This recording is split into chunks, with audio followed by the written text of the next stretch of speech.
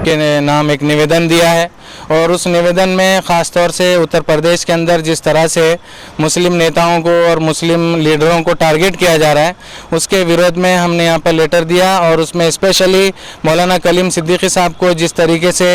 बग़ैर किसी नोटिस के और बग़ैर इन्फॉर्म किए कि जिस तरह से यूपी ATS ने उन्हें अरेस्ट किया है, हम उसका यहाँ पुरजोर निषेध करते हैं। उसके बारे में हमने यहाँ पर लेटर दिया है और राष्ट्रपति साहब से हम गुहार लगाते हैं और निवेदन करते हैं कि जिस तरह के मामलात यूपी के अंदर हो रहे हैं, जिस तरह का जंगल राज कायम किया जा रहा है और भारत के मुख्तलिफ इलाकों में और ख़ास करके जो अभी घटना घटी है आसाम के अंदर, वो बड़ी ऐसी घटना है, इंसानियत सोज है, जिसके अंदर एक लाश के ऊपर, मोइनुल हक की लाश के ऊपर जिस तरह से एक पत्रकार ने लाश पे डांस करके जो पूरी दुनिया के अंदर भारत के नाम को शर्मिंदा किया है और भारत की सभ्यता को ठेस पहुँचाई है, उसके लिए हम चाहते हैं कि उस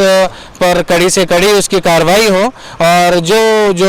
व्यक्ति मरा है और जिस तरह से उसकी जो मौत हुई है पुलिस के फायरिंग के अंदर, पुलिस के जो खाती हैं, गुनहगार हैं, उनको सज़ा मिले और मरने वाले के और उसके फैमिली को गवर्नमेंट की तरफ से उसको सहूलतें मिले।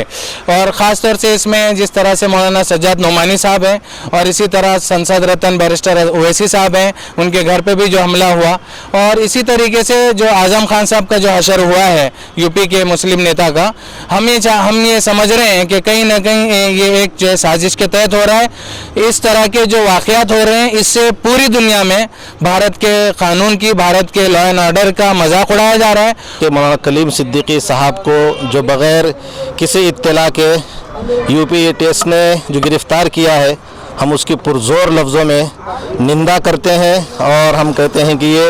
एक साजिश के तहत, एक मुसलमानों के जज्बात को ठेस पहुंचाने के तहत ये काम किया गया है और इससे हिंदुस्तान की जो आइन है इसको ख़तरा है, हम इसका भी कहते हैं। और इस तरीके से और भी जो बड़े बड़े हमारे नेता हैं, हमारे समाज के बड़े बड़े लोग हैं, उनको भी इन्होंने टारगेट बनाया है, तो हम सबका निषेध करते हैं। और हम मुस्लिम एक्सप्रेस, आपकी आवाज़, आपकी ताकत।